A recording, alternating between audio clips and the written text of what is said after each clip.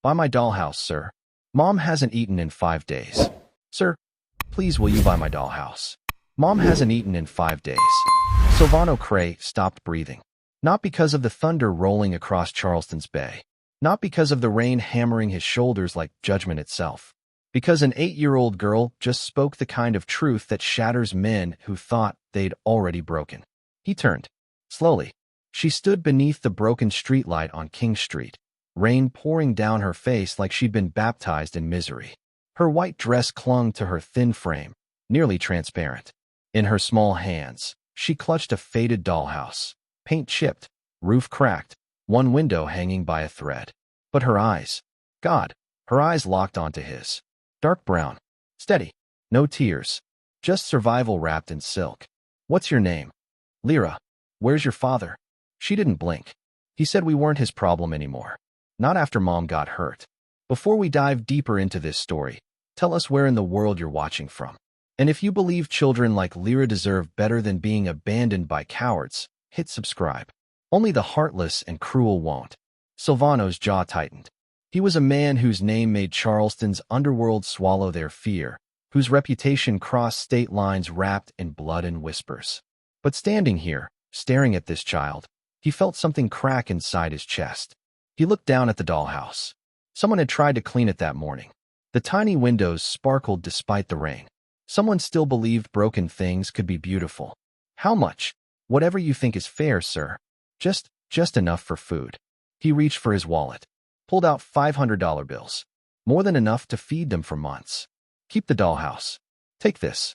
Lira stepped back, shaking her head. Rain dripped from her chin. Mommy says never beg. Only trade what you have. And that's when Silvano Cray, a man who'd built an empire on fear, who'd watched men die without flinching, who'd forgotten what innocence looked like, felt his heart twist into something unrecognizable. This child wasn't begging for mercy. She was offering dignity. He swallowed hard, throat burning. Then I'm buying it. Fair trade. She handed him the dollhouse with both hands. Gentle, like she was giving away a piece of her soul. Her fingers trembled, not from the cold, but from goodbye. Thank you, sir. Then she turned and ran. No smile. No wave. Just a little girl disappearing into the Charleston rain, swallowed by the darkness between streetlights. Silvano stood there, rain soaking through his $1,000 coat, holding a broken dollhouse and feeling like the richest man who'd ever been poor. He looked down at the tiny structure. Someone had repaired the door with toothpicks. Someone's careful hands. A heart that refused to quit even when the world crushed it beneath its boot. His phone vibrated. Sir, the shipment arrives in 30 minutes. Confirmation needed. He didn't move. Couldn't. Because somewhere in this city, a mother hadn't eaten in 5 days. And her daughter just sold the only beautiful thing she had left to love. He threw the dollhouse onto his passenger seat, slid into his black Mercedes, and for the first time in 11 years, Silvano Cray felt something he thought had died the night Seraphine disappeared. Hope and rage.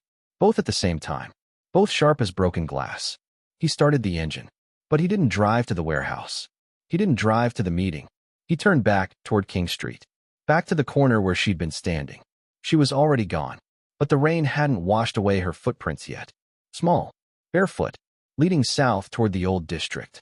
He whispered into the silence, his voice raw. I'm going to find you. And when Silvano Cray made a promise, cities burned or rose depending on whether he kept it. That night, Silvano couldn't sleep. Mom hasn't eaten in 5 days. The words replayed like a funeral hymn. Over and over. Louder each time. Cutting deeper. He stared at the ceiling of his penthouse suite. Imported marble, floor-to-ceiling windows overlooking the Cooper River, a view that cost more than most families earned in 5 lifetimes. But all he could see was Lyra's face. 8 years old. Already carrying the weight of someone 3 times her age. Already learning that the world doesn't save you.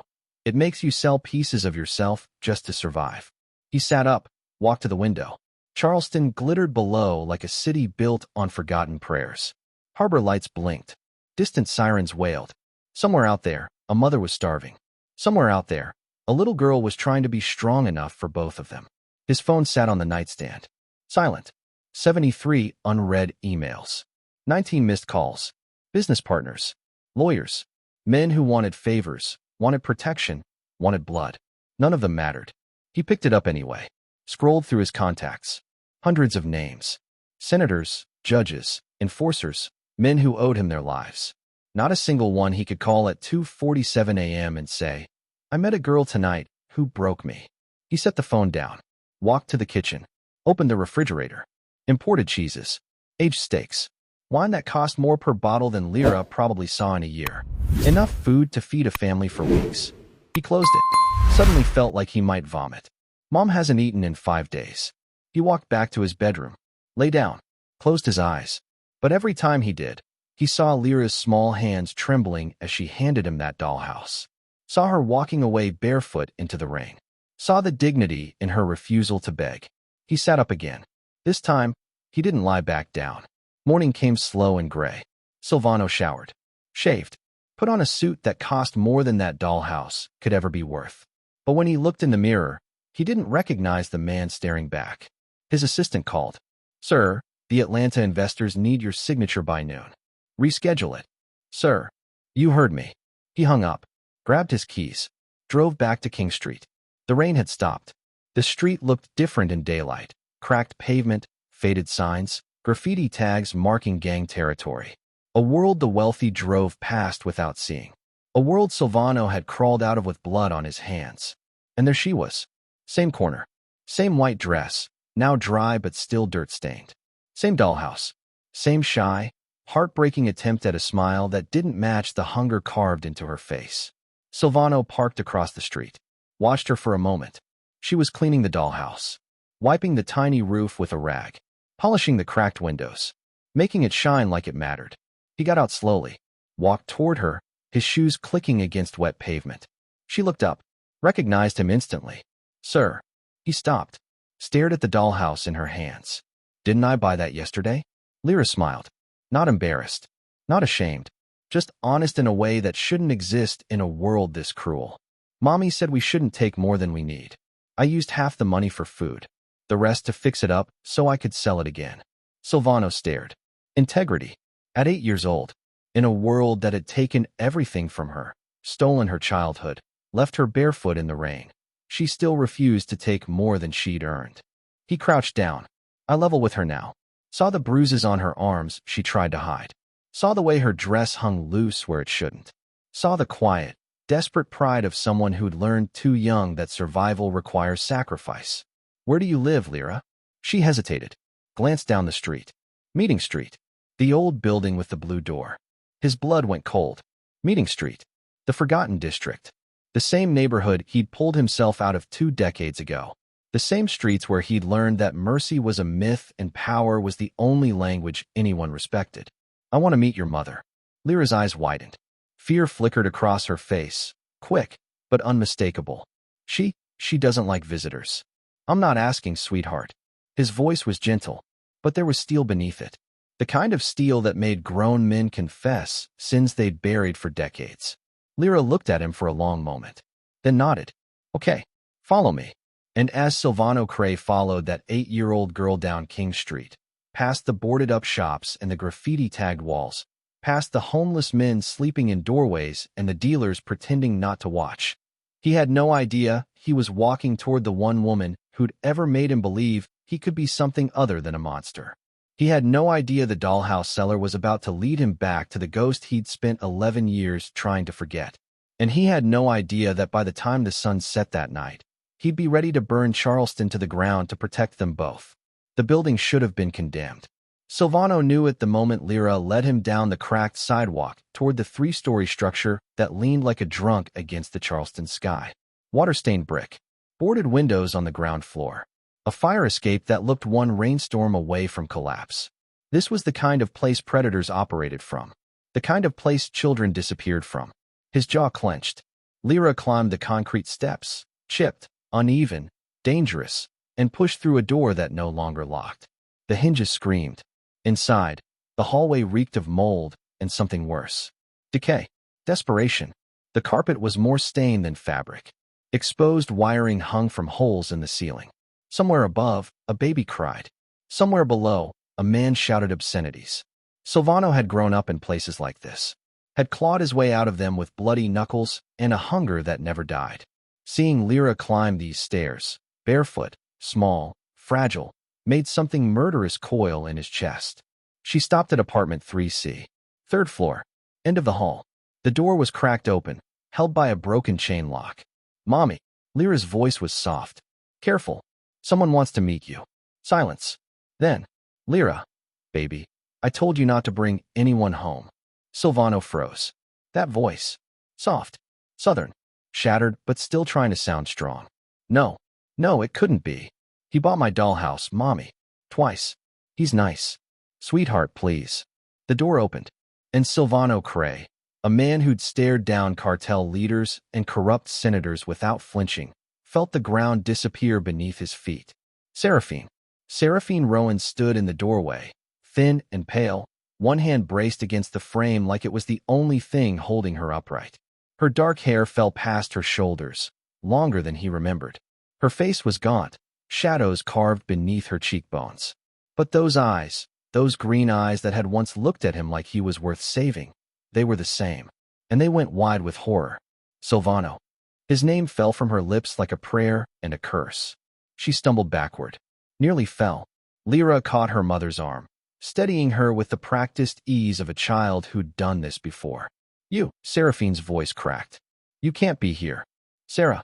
He stepped forward, stopped when she flinched. "What happened to you? You need to leave. Now." But he couldn't move, couldn't breathe, because standing in that doorway, holding her mother upright, was Lira, 8 years old, dark hair, green eyes, the same sharp chin Seraphine had, the same way she tilted her head when she was thinking. Silvano's mind raced, calculating. 11 years since Seraphine had disappeared from his life without explanation. 8 years since. Oh God.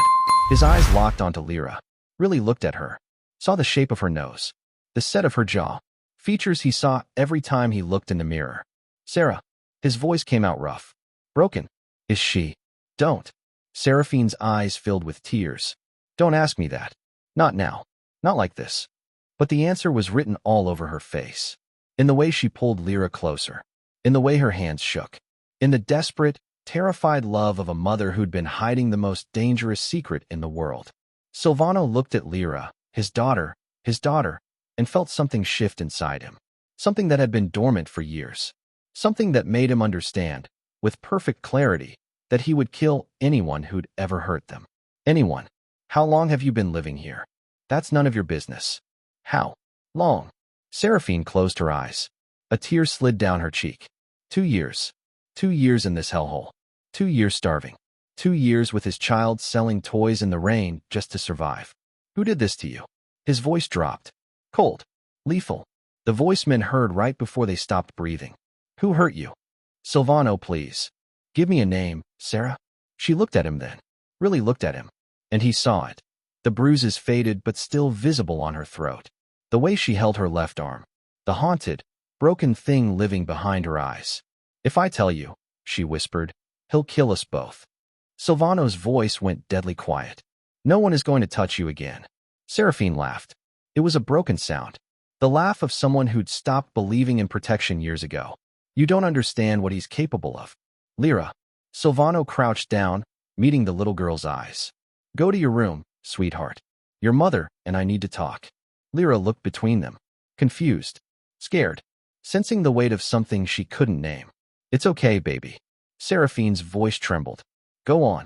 The girl disappeared down the narrow hallway. A door creaked shut, but Silvano knew she'd be listening. Children always did when adults thought they were safe. He stepped inside the apartment. It was worse than the hallway.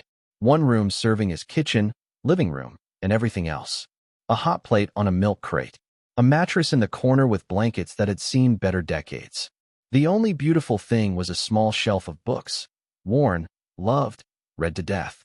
Seraphine closed the door, leaned against it like she might collapse. 11 years, Sarah. His voice cracked despite himself. "You disappeared. No note. No call. Nothing. I searched for 6 months. Turned Charleston upside down looking for you." "I know." "Then why?" She closed her eyes. Tears spilled down her cheeks. "Because Elias Mercer told me he'd kill you if I didn't leave." The name hit Silvano like a bullet. Elias Mercer. Real estate magnate. Political donor. The kind of man who smiled on magazine covers and destroyed lives behind closed doors. You married him. He wasn't like that at first. Her voice was barely a whisper. He was charming. Successful. Everything you weren't supposed to be. She looked at him then. Everything you were trying not to become. Silvano's jaw clenched. He'd been building his empire back then. Still had blood on his hands, but also hope in his heart. Hope that Seraphine gave him. When did it start? 6 months after the wedding. I found files in his office. Documents showing he'd been bribing city officials, laundering money through development projects, paying off judges. She wrapped her arms around herself. I confronted him. That was my first mistake. He hit you. Worse. He smiled. Told me I was in too deep to leave. That if I tried, he'd make sure you went to prison for everything you'd ever done. He had evidence, Silvano. Photographs. Recordings. Enough to put you away for life. The room felt smaller. Colder. So you stayed. I stayed. And I got pregnant. Her voice broke. With Lira. I thought maybe a baby would change him. Make him human. It didn't. It made him worse. He said she wasn't his. That I'd cheated. That she was proof I was a whore. Seraphine's hands shook. When she turned 6, I found more files. Worse than before. Sex trafficking. Connections to politicians, police chiefs. I took photos. Thought maybe I could use them to get out. He found out. She nodded. Her hand moved to her ribs. An old injury. One that had healed wrong. He pushed me down the stairwell of our house. 19 steps. Her voice went flat. Clinical. The way trauma victims talked when the pain was too big for emotion. I woke up in the hospital. He was there. Smiling. Told the doctors I'd been drinking. That I'd fallen. They believed him. Silvano's fists clenched. He wanted to hit something. Wanted to drive to wherever Elias Mercer slept and make him understand what real fear felt like. The police. He paid them off. All of them. The paramedics changed their reports. The hospital records disappeared. It was like it never happened. She looked at him with hollow eyes. He took everything. The house. The bank accounts. Had lawyers file papers saying I was mentally unstable. Unfit. By the time I could walk again, Lira and I were on the street. 2 years ago. 2 years ago. He told me if I ever came near him again, if I ever tried to claim Lira was his daughter, he'd make sure she disappeared. That children vanish every day and no one asks questions. Down the hall, a floorboard creaked. Lira, listening in the dark. Hearing her mother's nightmare finally spoken aloud. Silvano's voice came out like gravel. Why didn't you come to me? Because he still has those files on you. Because the moment you surface anywhere near this, he'll use them. Because, her voice cracked completely. Because I couldn't watch you die trying to save us. He stepped forward, slowly, gave her time to move away. She didn't. Sarah. He reached up, gently tilted her chin so she had to look at him. That man you're trying to protect? The one who'd go to prison? He doesn't exist anymore. Silvano. I'm not the boy you fell in love with. I'm not the man trying to stay clean. His eyes were dark, certain, terrifying in their calm. I'm the monster everyone whispers about. And I promise you, Elias Mercer has no idea what's coming for him. Seraphine stared at him, saw the truth in his face. The man who'd built an empire on fear and blood. The man who made senators sweat and judges resign. For the first time in 2 years, she felt something she'd forgotten existed. Hope. What are you going to do? Silvano smiled. It wasn't a kind smile. I'm going to make him wish he'd killed me when he had the chance. Silvano left the apartment at dawn. He didn't sleep, didn't eat, just sat in his car outside the building, watching the windows, making sure no one came near them. Making calls. The first was to Marcus Chen. 3 a.m. in Hong Kong, but Marcus answered on the second ring. Tell me you need something illegal. Elias Mercer. Atlanta. Real estate developer. I want everything. How deep? Bone deep. Financial records, shell companies, offshore accounts, mistresses, parking tickets, every skeleton he's ever buried. I want to know what he ate for breakfast 10 years ago. A pause. Then, this is personal. This is war. Consider it done. The second call was to Detroit. A woman named Lucia Voss who specialized in making digital trails disappear or appear where they shouldn't. I need dirt on a politician. They're all dirty, Silvano. Be specific. Elias Mercer.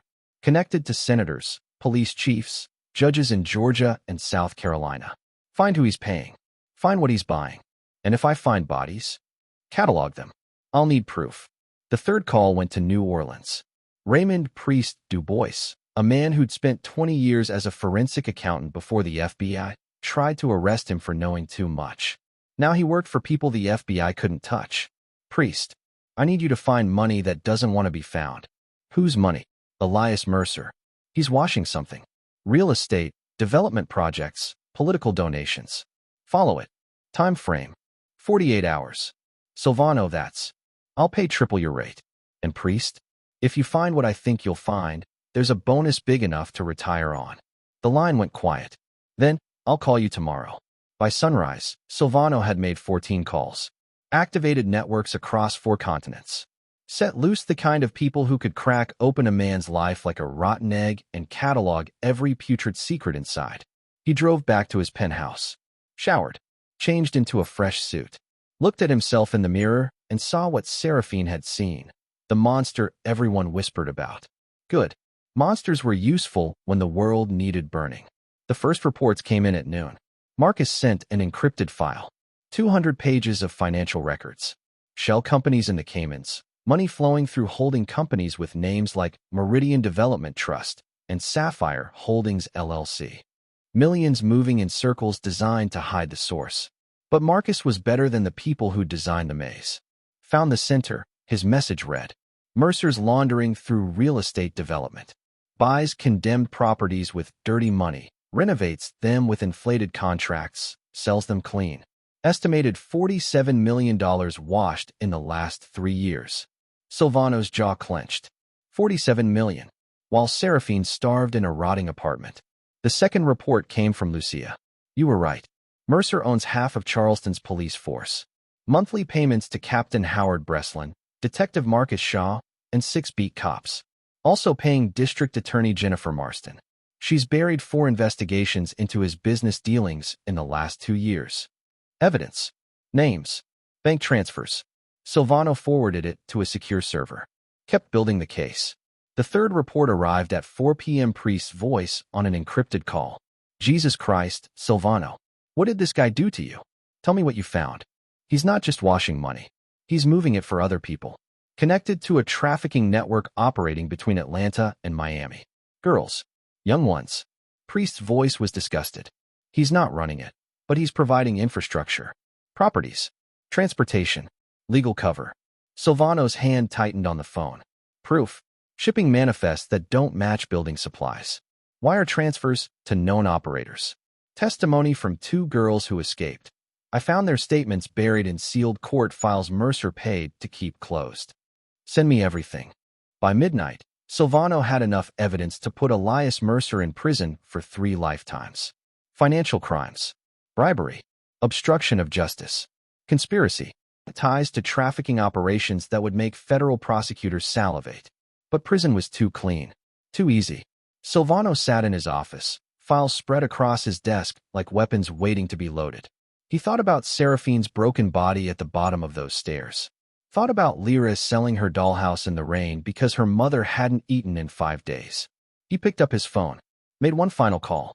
Give me a meeting with Elias Mercer. Tomorrow. His office in Atlanta. What reason should I give? Tell him Silvano Cray wants to discuss a real estate investment. Tell him it's worth $50 million. And if he refuses? Silvano's smile was cold. Sharp enough to cut. He won't. Men like Mercer never turn down money. It's how they got greedy enough to fall in the first place. He hung up. Looked out at Charleston's skyline. Somewhere out there, Seraphine and Lira were sleeping in that rotting apartment. His family. The only thing that had ever mattered. Tomorrow, Elias Mercer would learn what happened when you touched what belonged to Silvano Cray. Tomorrow, the empire struck back. Elias Mercer's penthouse occupied the top floor of Atlanta's newest luxury tower. Floor-to-ceiling windows. Marble imported from Italy. Art worth more than most people's houses. The kind of place men built to prove they'd won. Silvano walked through the private elevator doors at exactly 2 p.m. No security had stopped him downstairs. One look at his face, and they'd stepped aside. Predators recognized bigger predators.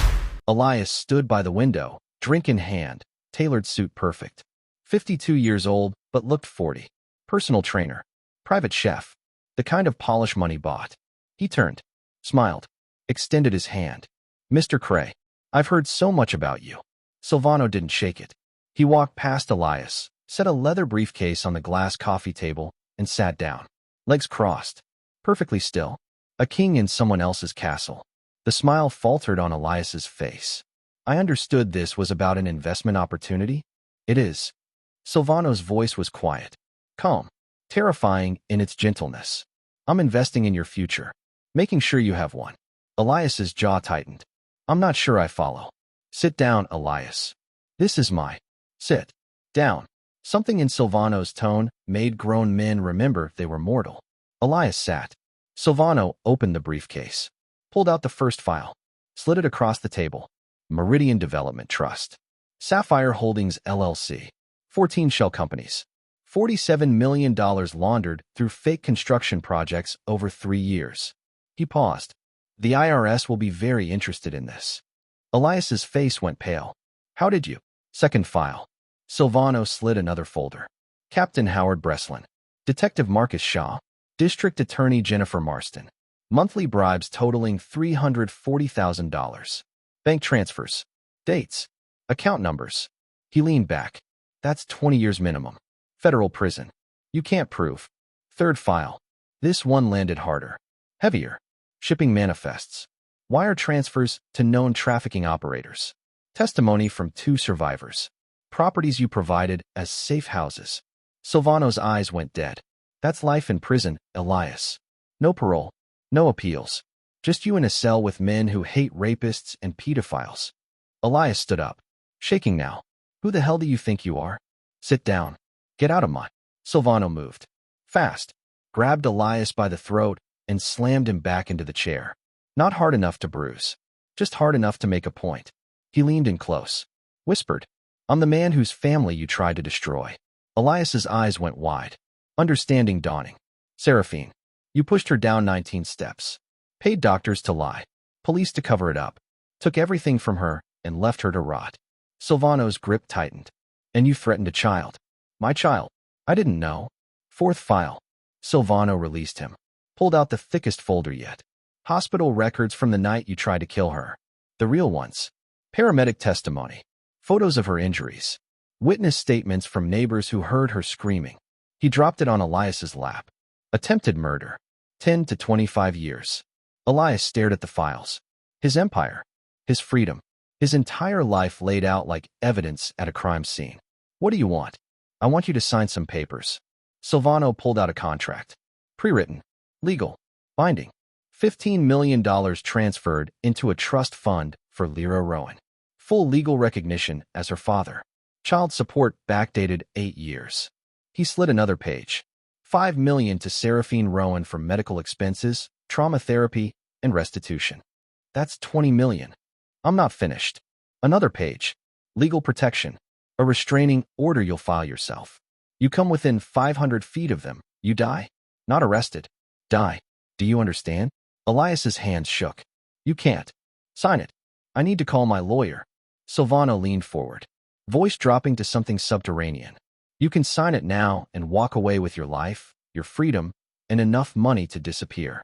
Or I can send these files to the FBI, the IRS, every news outlet in Georgia, and make sure you spend the rest of your miserable existence getting passed around in federal prison. He paused. Your choice. You have 30 seconds. Elias looked at the contract, looked at the files, looked at Silvano's eyes, and saw nothing human looking back. He picked up the pen. His signature was barely legible. Shaking. Defeated. Silvano took the contract, folded it carefully, put it in his briefcase. One more thing. He stood, walked around the table, grabbed Elias by the hair, and yanked his head back. You're going to remember this moment for the rest of your life. Every time you think about hurting someone weaker than you. Every time you think your money makes you untouchable. He leaned close. I'm leaving you alive because Seraphine asked me to. Because despite everything you did to her, she still has more mercy in her broken body than you've ever had in your entire existence. He released him. Elias slumped forward, gasping. But if you ever, and I mean ever, come near my family again, I won't kill you quick. I'll make it last. I'll make you beg. And no amount of money or power will stop me. Silvano walked to the elevator, pressed the button, turned back one last time. Enjoy your penthouse, Elias. It's the biggest cage you'll ever own. The doors closed. And Elias Mercer sat alone in his million-dollar prison, finally understanding what real power looked like. Silvano returned to Charleston at sunset. He didn't go to his penthouse, didn't change his clothes, drove straight to Meeting Street with a check for $2.3 million in his pocket and a deed of sale in his briefcase. The building's owner was a man named Victor Strand. Slumlord. Predator. The kind of man who charged desperate people half their income for rotting walls and broken plumbing. Silvano found him in his office above a pawn shop. Cigarette smoke. Stained carpet. A metal desk covered in eviction notices. Victor looked up. "We don't have an appointment." "We do now." Silvano sat down uninvited. "The building on Meeting Street.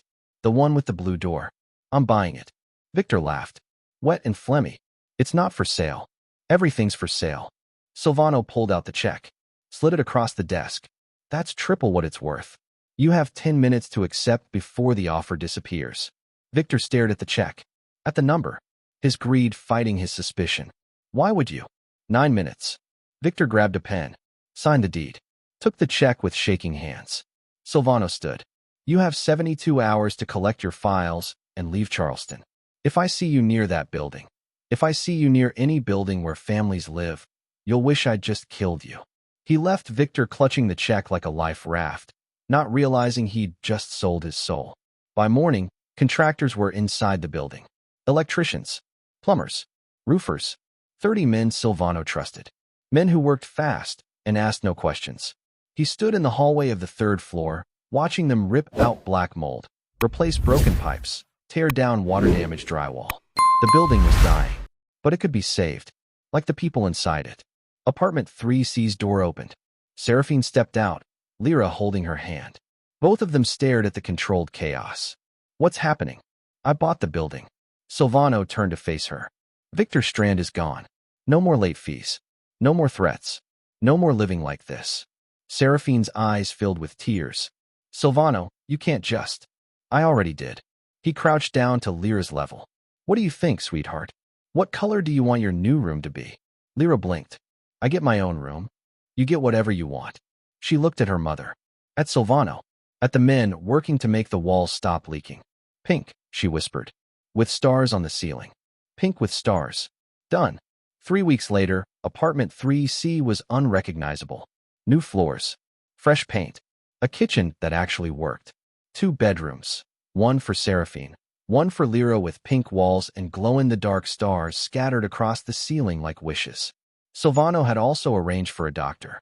A real one. Dr. Sarah Chun, who specialized in trauma recovery.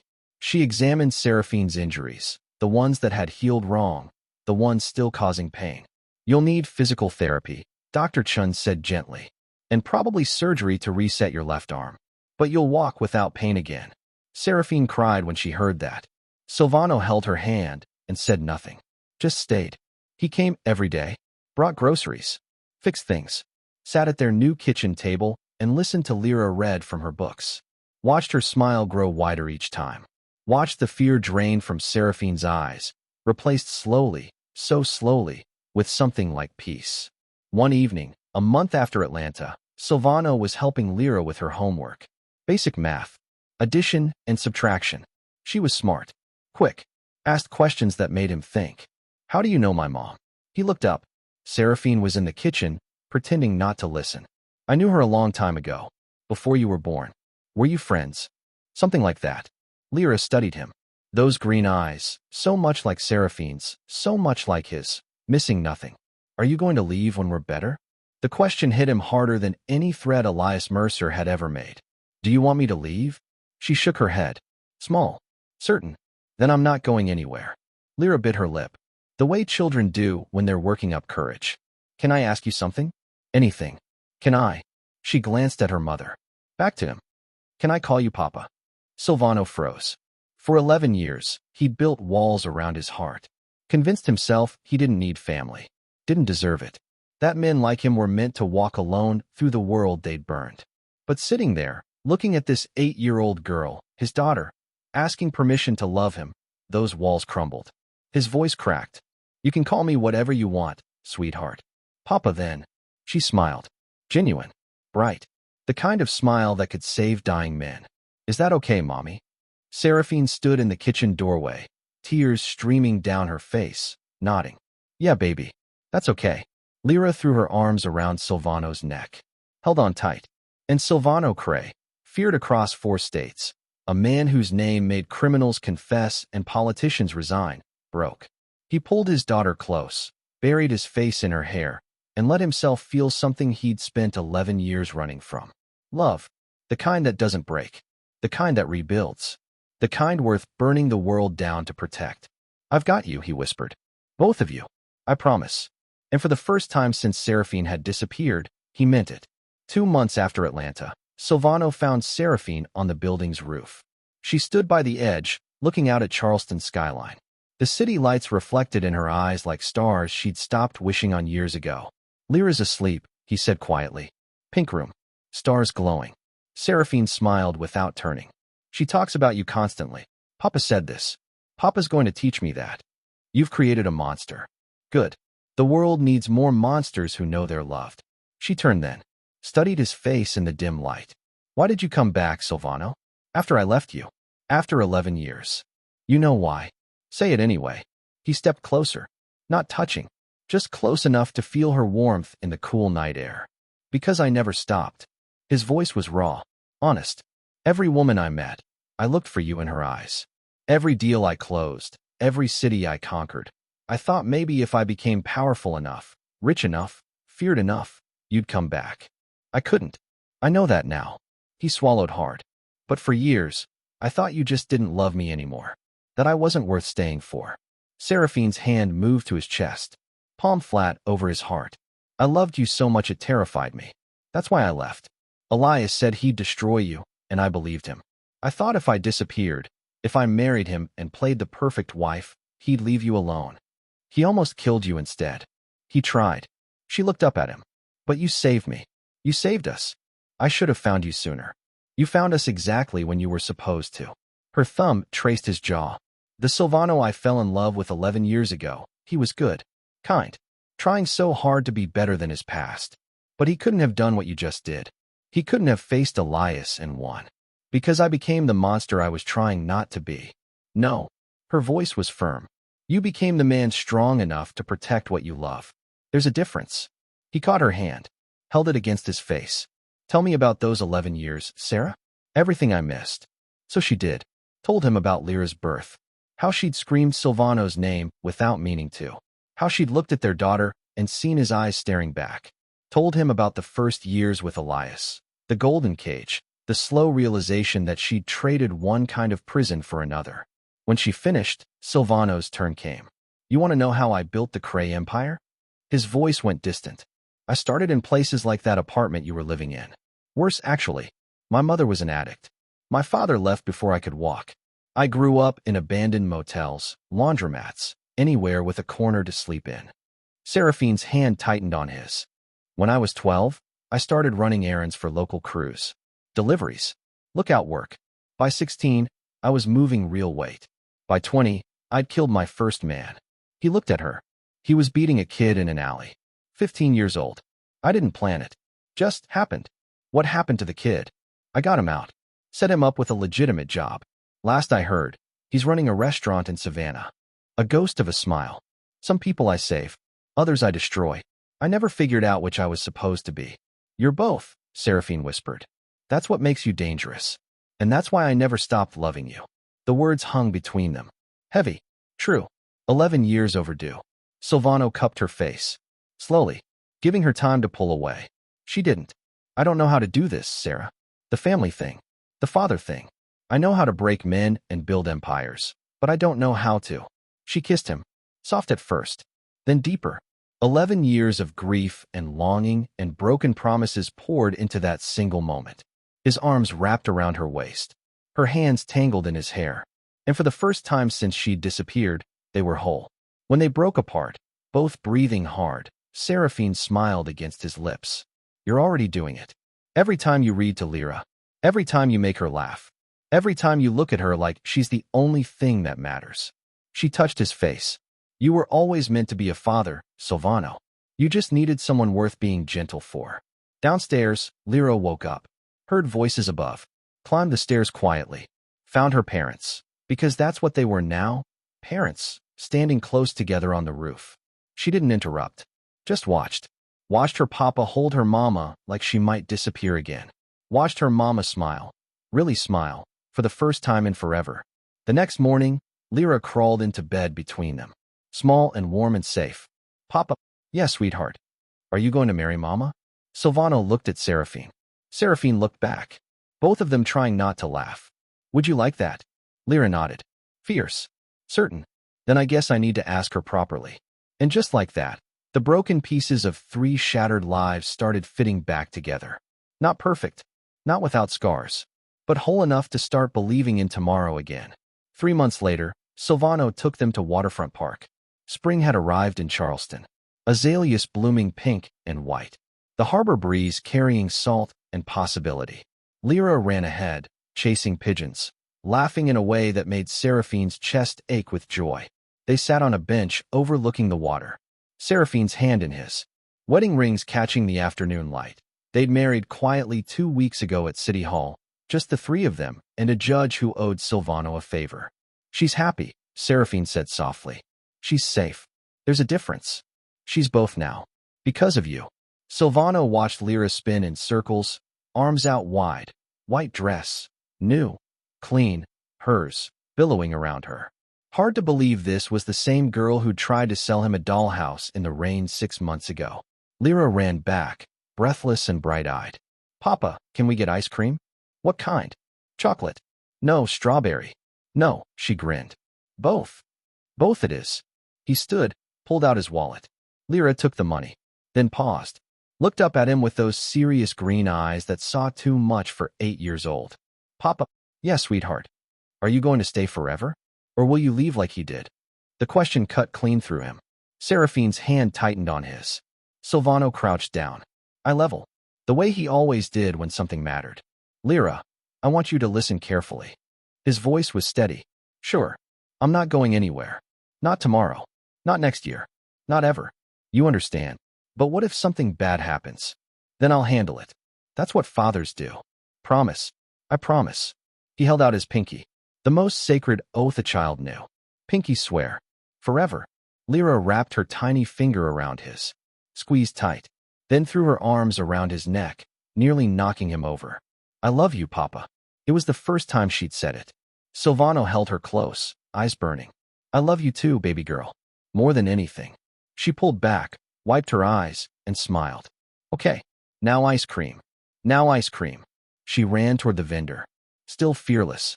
Still believing the world could be good if you fought hard enough for it. Seraphine stood beside Silvano, both of them watching their daughter disappear into the crowd of tourists and families. You're really good at this, she said. At what? Being her father. Being our family. She leaned against him. I knew you would be. Even when I left. Even when I thought I'd never see you again. I knew if you ever met her, you'd love her the way she deserved. She makes it easy. He wrapped his arm around Seraphine's waist. You both do. They stood there, watching Charleston move around them. Watching their daughter return with 2 ice cream cones, one in each hand, dripping chocolate and strawberry down her fingers. Here. Lira handed one to Seraphine. We can share, Mama. The 3 of them walked along the waterfront as the sun began its descent. Golden light painting the harbor. Boats drifting. The city breathing around them like something alive and forgiving. Silvano's phone buzzed. A message from Marcus Chun. Just 2 words, Mercer's moving. He read it. Deleted it. Put the phone away. Seraphine noticed. What is it? Nothing that can't wait. But she knew him too well. Saw the shift in his shoulders. The way his jaw tightened. He's not done, is he? Men like Elias never are. They take. They break. They come back for more because they don't know how to lose. What will you do? Silvano looked at Lira, skipping ahead with her ice cream, oblivious to the darkness still circling their lives. Whatever I have to. He pulled Seraphine closer. He signed those papers. Transferred the money. But I know how men like him think. They simmer. They plan. They wait until you think you're safe, and then they strike. So we're not safe. You're safe as long as I'm breathing. His voice dropped. Dangerous. Absolute. And I don't plan on stopping. Seraphine stopped walking. Turned to face him fully. Promise me something. Anything. Whatever happens, whatever Elias does or tries to do, Promise me you'll come home. That you won't let the monster win. He touched her face, gentle despite the violence he was capable of. I am the monster, Sarah. But I'm your monster. And that makes all the difference. She kissed him, soft, trusting, believing in the man beneath the reputation. Papa, Mama, come on. Lira called from ahead. The boats. They walked toward her, toward the harbor and the fading light, toward the family they'd built from ruins and rain and broken dollhouses. Above them, the Charleston sky turned purple and gold. Behind them, somewhere in the shadows, Elias Mercer made his plans. But tonight, right now, in this moment, Silvano Cray held his family close and let himself believe in something he'd never thought possible. Redemption, not through forgiveness, through protection, through love fierce enough to burn down anyone who threatened it. And as the sun set over the water, 3 souls who'd survived the darkness together finally stepped into the light. Together. But some endings are just new beginnings. And in Charleston, storms always return. The question is, will Silvano Cray be ready when Elias Mercer comes for his revenge? Or will the empire he built to protect his family become the very thing that destroys it? The story continues.